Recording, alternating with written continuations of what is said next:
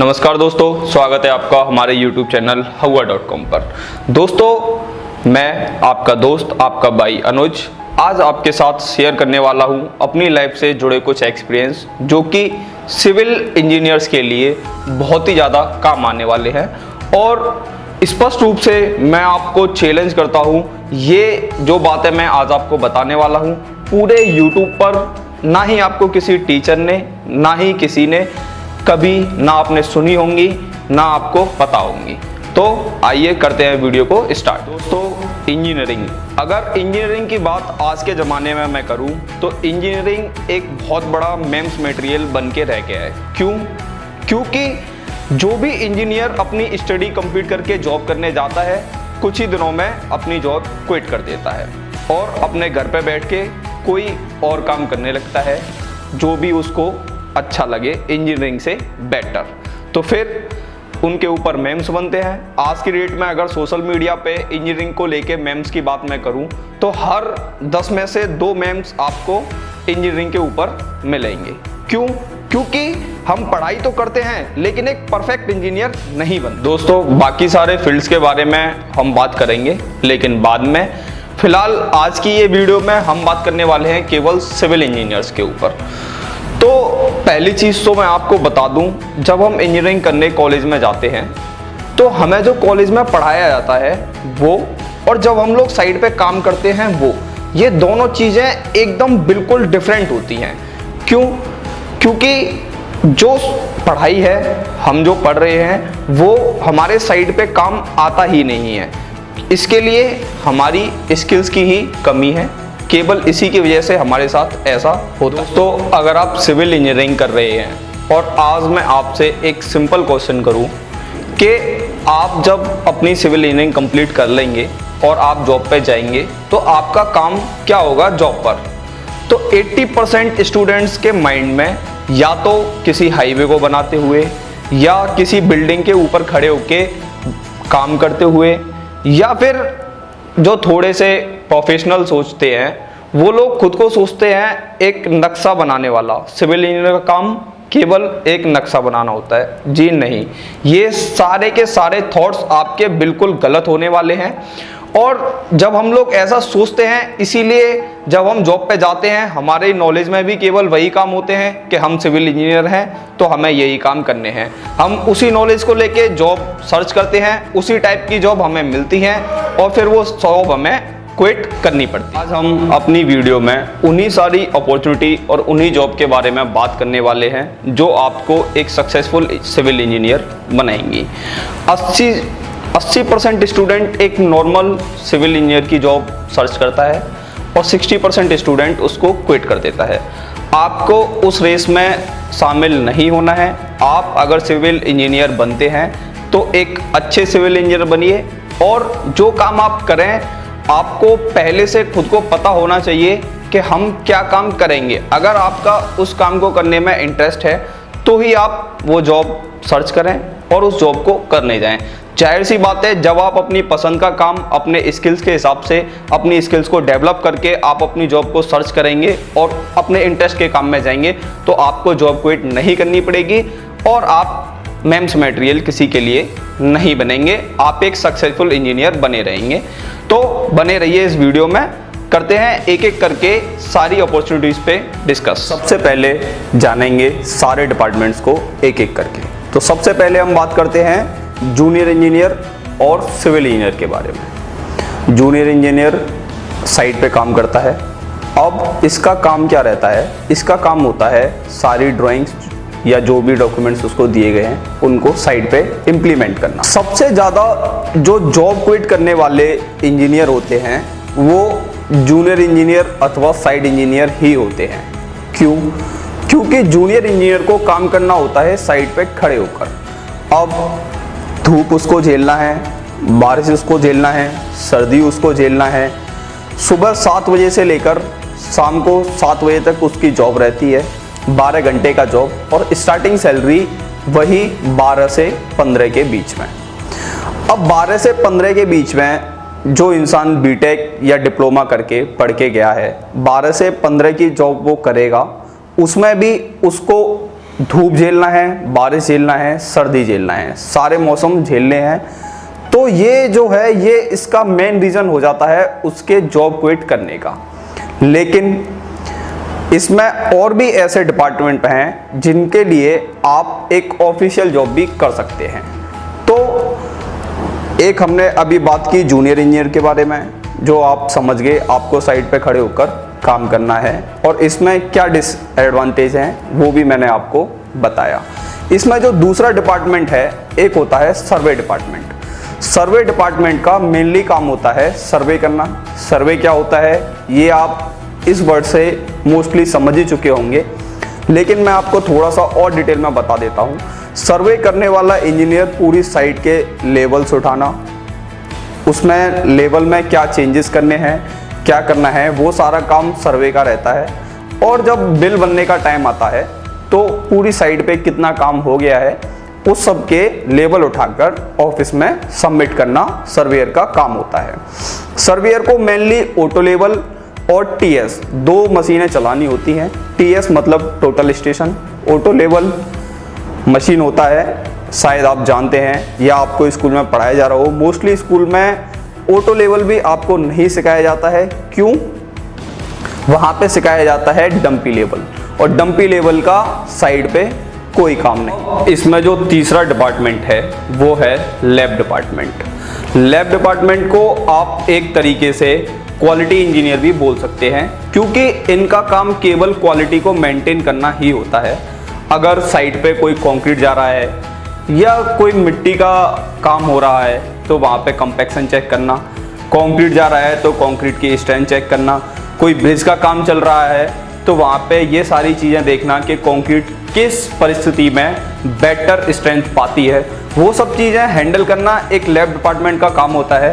कोई भी मिट्टी अगर आप साइट पे डाल रहे हैं तो उस मिट्टी की क्वालिटी चेक करना, पहले ये जाके उस मिट्टी की क्वालिटी चेक करेंगे। अगर ये लोग अप्रूव देंगे तो वो मिट्टी को आप साइट पे डालेंगे, और फिर जब आप साइट पे डाल के उसका एक प्रॉपर बेड बनाते हैं उसका कंपैक्शन चेक करना भी लैब डिपार्टमेंट का ही काम होता है। ये जॉब थोड़ी बहुत ऑफिशियल है और थोड़ा बहुत इसका साइड का वर्क भी रहता है। ज़्यादातर कुछ सीनियर्स जो रहते हैं वो तो एक तरीके से आपके ऑफिस में ही रहते हैं, लेकिन अगर आप फ्रेशर के रूप में ज्वाइन करेंगे तो आपको कुछ साइट पे भी वर्क करना पड़ेगा और कुछ ऑफिस में भी वर्क करना पड़ेगा।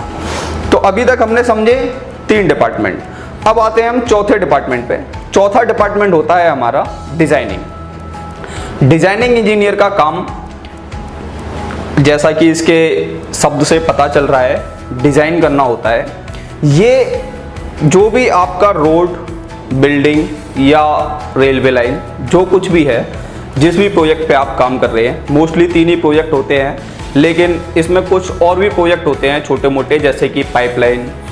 इनके बारे में अभी हम बात नहीं करेंगे, हम मोस्टली 3 प्रोजेक्ट ही लेके चल रहे हैं। तो इसमें जो होता है, अब आपका रोड जो निकल रहा है, अब उसमें कहाँ पे आपको ब्रिज देना है, कहाँ आपका अर्थवर्क का काम होगा, किस तरह की डिजाइनिंग रहेगी, मतलब क्रस आपका क्या रहेगा, डीबीएम आपको कितना लेना है, डब्ल्यूएमएम आपको कितना लेना है, जीएसबी आपको कितना लेना है, और जो भी डिजाइनिंग का काम है वो पूरा ये डिजाइनिंग डिपार्टमेंट में आता है। डिजाइनिंग डिपार्टमेंट वाला भी एक सिविल इंजीनियर ही होता है, लेकिन इसके पास थोड़े से एक्स्ट्रा स्किल्स होते हैं। जो इसके पास थोड़े से एक्स्ट्रा स्किल्स हैं उनकी वजह से ही ये अपनी एक ऑफिशियल जॉब करता है, एसी में रहता है, ऑफिस से बाहर इसको जाना नहीं है, कंप्यूटर पे ही इसको वर्क करना है, और सैलरी भी एक साइड इंजीनियर से ज़्यादा होती है। अब हम बात करेंगे एक और डिपार्टमेंट के बारे में जिसका नाम है billing and planning. Billing and planning ये भी एक सिविल इंजीनियर की ही जॉब है, और ये भी एक ऑफिशियल जॉब है जिसमें आपको ऑफिस में एसी में बैठकर ही काम करना है। बिलिंग जिसके नाम से आपको पता चल रहा है, इनका काम केवल बिल करना होता है। बिल हर मंथ के लास्ट में बिल बनता है हर साइट पे। अब इनका काम मेनली रहता है, जो सर्वे वाले हैं उन्होंने लेवल उठाया, लेवल उठा के बिलिंग डिपार्टमेंट में सबमिट किया। अब बिलिंग डिपार्टमेंट में उस लेवल को डाला और पिछले मंथ के जो लेवल थे उससे उसको कंपेयर करके अपनी कंपनी का बिल बनाया। बिल कॉस्ट वगैरह सारी इनके पास में रहती है। इन्होंने पूरा अपना बिल बनाया, बिल बना के उसको जो भी सरकारी कंपनी है, NHAI का प्रोजेक्ट है तो NHAI, यूपीडा जो भी है उस ऑफिस में जाके सबमिट करना और वहाँ से अपनी कंपनी के लिए पेमेंट निकालना, ये बिलिंग का काम रहता है। दूसरा जो इसी डिपार्टमेंट में काम आता है वो होता है प्लानिंग का। ये भी एक सिविल इंजीनियर ही है। प्लानिंग का काम साइट पे वर्क को प्लान करना, अपने जो साइट इंजीनियर हैं, जो जूनियर इंजीनियर हैं, उनको ये गाइडेंस देना कि हम कहाँ पे क्या काम करेंगे तो किस चीज़ से हमारी प्रोग्रेस जल्दी निकल सकती है, कहाँ से हम ज़्यादा बिल बना सकते हैं, किस जगह पे हमारा कितना काम हो चुका है, ये सारा डाटा प्लानिंग डिपार्टमेंट में रहता है। ये भी एक ऑफिशियल ही जॉब है, जाहिर सी बात है। और बिलिंग और प्लानिंग दोनों के लिए बस एक छोटी मोटी स्किल्स चाहिए कंप्यूटर की। क्या चाहिए इसके बारे में हम और किसी वीडियो में बात करेंगे, फिलहाल बस इतना ही है। लेकिन ये इतना है, आप एक एक्स्ट्रा स्किल्स के जरिए और एक अपनी ऑफिशियल जॉब पा सकते हैं और ऑफिस में बैठ के काम कर सकते हैं, जिससे आपको जॉब छोड़ने की नौबत नहीं आएगी।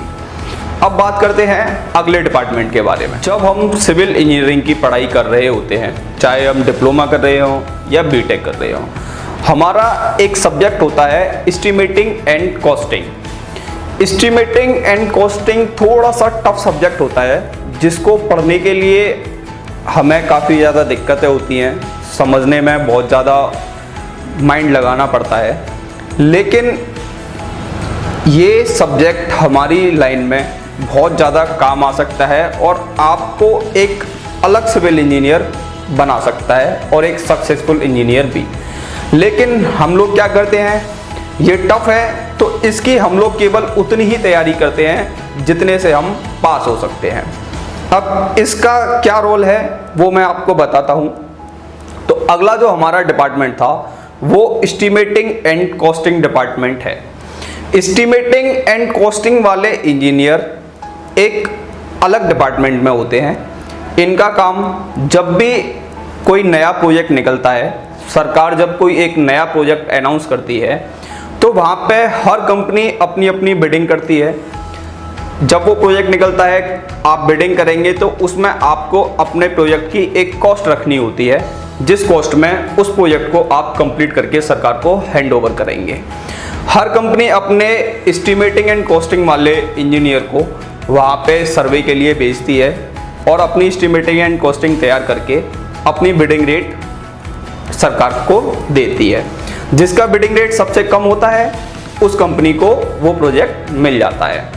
तो ये एक बहुत ही अच्छा और बहुत ही ज़्यादा सक्सेसफुल इंजीनियर वाला डिपार्टमेंट है। बिलिंग एंड कॉस्टिंग वाले इंजीनियर बहुत कम होते हैं, लेकिन जितने भी होते हैं उनकी सैलरी एक अच्छी सैलरी होती है और उनकी पोस्ट भी एक अच्छी ही पोस्ट होती है। कंपनी में उनको बहुत वैल्यू दिया जाता है। एक प्रॉपर ऑफिशियल जॉब होता है और आपको कहीं भी ज़्यादा इधर से उधर नहीं जाना होता है।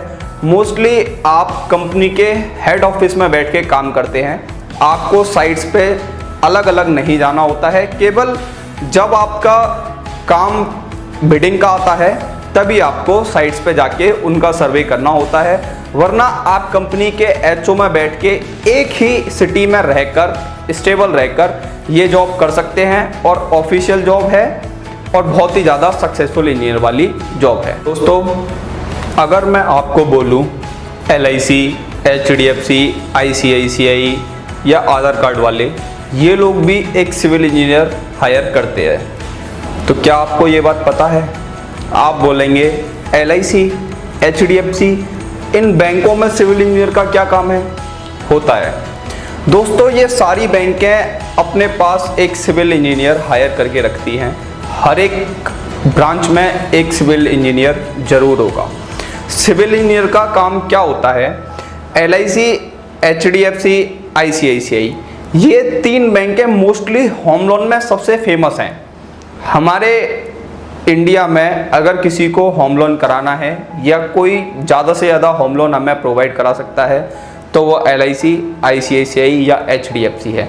वैसे और भी ब्रांचेस हैं और सिविल इंजीनियर उनमें भी रहते हैं, लेकिन मैं आपको ये 3 बता रहा हूँ। उसमें सिविल इंजीनियर का काम रहता है जब आप अपना कोई भी प्रॉपर्टी पे होम लोन लेंगे होम बनाने के लिए, और ये बैंकें आपको होम लोन प्रोवाइड करेंगी, तो इन बैंकों को कैसे पता होगा कि इनको आपको कितना लोन सैंक्शन करना है। इस चीज़ को पता करने के लिए ये अपने पास एक एस्टिमेटिंग एंड कॉस्टिंग का सिविल इंजीनियर हायर करके रखती हैं। अगर आप आज कोई होम लोन अपने लिए अप्रूव करवाने की कोशिश करेंगे तो ये अपने सिविल इंजीनियर को वहाँ पे सर्वे के लिए भेजेगा।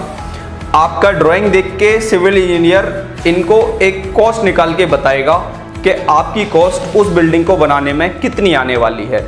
फिर उसके हिसाब से ये सारी कंपनियां आपको लोन सैंक्शन करके देंगी।